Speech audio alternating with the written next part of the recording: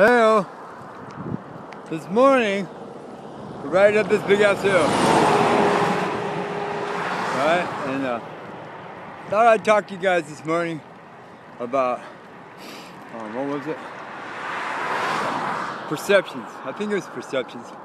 The perceptions of the world around us and what we really think, right? And how we think about them. I've done this video before, a long time ago when I was at Mom's house, but I think this is going to be a different angle, right? Yeah, you know, if some of you guys would go back and you look, I mean, I have over 1,700 videos. If you go back and you look at them, look at some of them, especially like the spirituality playlist, right? Back home at Mom's house, right? Let's see, what else? Some other ones. The how-to projects and stuff. Some of you guys really like those how-to projects and stuff. I made and fixed a lot of shit, right?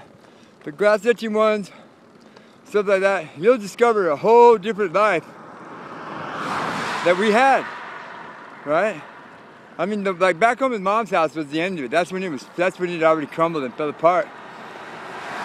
And Margaret was already in Kansas, and I was in Winslow, and Nimrod over here was still struggling in Phoenix. Right? Couldn't pay the rent, didn't have anything, blah, blah, blah, blah, blah. And I was stuck in Winslow waiting for Margaret, unknown to either one of us. Right? Margaret had already decided what she was going to do. She'd already got her damn money, right? And then said, fuck everybody, fuck us all. Right? When we were the ones that saved her.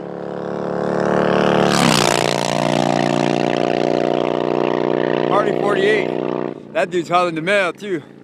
Anyways, we were the ones that saved her. I was the one that pulled her out of the fucking swamp down there at fucking Cass, right? Got her back on her feet, right? Started feeding her, gave her a fucking, worked my ass off to give her a place to live, right? For 4 fucking years, right? And then finally, right? Once she got her money, fuck all of us. Fuck all you guys. Right? I don't care. That's mine. I'm going. See, and that's the way she perceived the world. Margaret lived inside of her head, right? She never really told you what she thought.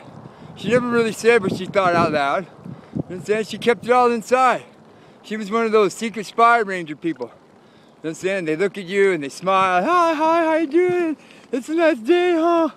But inside they're, you dirty rotten motherfucker. Right? That's a rough way to live. That's a rough way to live your life. It is. When all you really got to do, right, is just be yourself, be normal, right? Think correctly, think about the good stuff. Think about all the fun you're gonna have today at work. Don't think of it as, oh fuck, this is my job, I gotta go to work. Right? Think about it like, hey, today I'm gonna do something good. Today I'm gonna do something that's gonna change the course of the way my job works, the way my company works, right? The way my life works. That's how you need to do it. You need to look at it like this. That's just the way I'm looking at it. I'm looking at it like another mile in the road, right? Another part of the adventure. That's what I'm looking at. Here we go. Ooh. A little bit of rocket fuel here.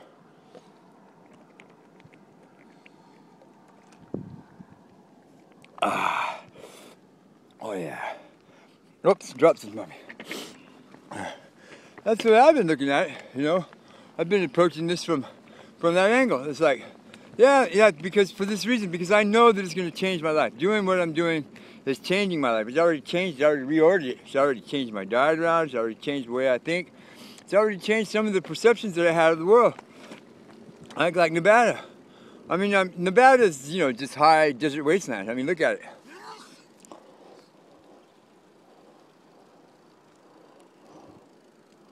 Really, truly it is.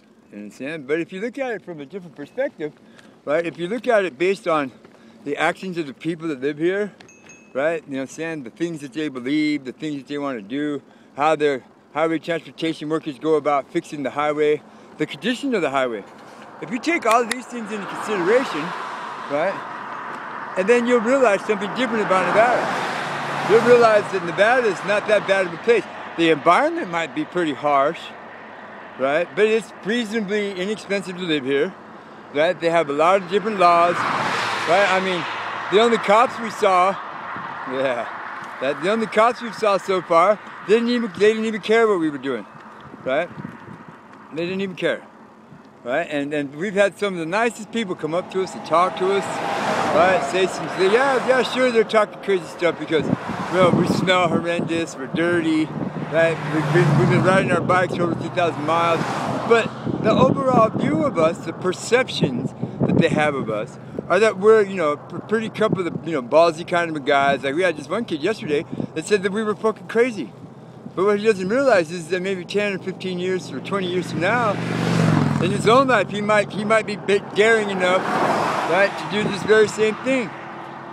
That's the whole point of this. That's the whole point of us doing this, right, was for us to throw away the old, bad, shitty life that we had and to try to build ourselves a new life based on the perceptions that we had of what was going on. Well, the road has changed those perceptions. And instead of just listening to the internet about what was good, we went out and checked them all out. Yeah, and then that's what Anonymous just said. Instead of just watching YouTube or reading what it says on the internet about this place or that place, we went to some of these places to see what they were like, to find out if people were telling us the truth. Some of them they were, some of them they weren't. Right? Most of them were pretty correct. But some of them, people just told flat out, they invented things because they wanted it to be that way. And when they got there, it wasn't. Once again, perceptions. Perceptions based on information that you rely on that came from an outside source other than yourself. See? So, don't think crazy stuff. Don't sit in your chair and say, oh, Brian's a nut. I'm not a nut. I'm grounded. I am sane. I'm probably one of the most sane persons you'll ever fucking meet. Right? I'm honest, I'm diligent, I'm trustworthy. Right? I might do dumb stuff, but I come from a different generation where we were taught to do things differently. We weren't taught to do things with technology. I do not rely on technology as much as me. I go by here and what's in the back pocket of my pants. I'm riding on the seat of my pants most of the time. I've lived 59 years. I've eaten every day. I've done some crazy shit. You understand? Had some crazy shit done to me. Right? But I do all of this based on my perceptions of what I see and what I feel and how it goes around me. Right? So, the next time, right, that you're in a situation where you don't know what to do or the situation is rapidly getting out of control and there's nothing to do about it, leave it go. Right? Sit down, take a look at it. Look at it from all the different angles, all the different sides. You understand? Don't try to figure out a solution, right? Because sometimes there is no solution. Sometimes the solution is just to leave it alone. Let it be. I've said this before in a couple of other videos, right? Because the harder you try to grab it, the harder you try to get hold of it, the more that you try to perceive a solution for it, the farther out of control it's going to get. And then you're going to end up in a situation that's untenable, and then you're never going to recover from that. You're never going to do anything. You're never going to be anybody. You're never going to go anywhere. You're never going to experience anything other than that huge disappointment in your life that wasn't even your fault. But you don't have the courage to admit that to yourself. Let's meet Brian. Now we're going downhill.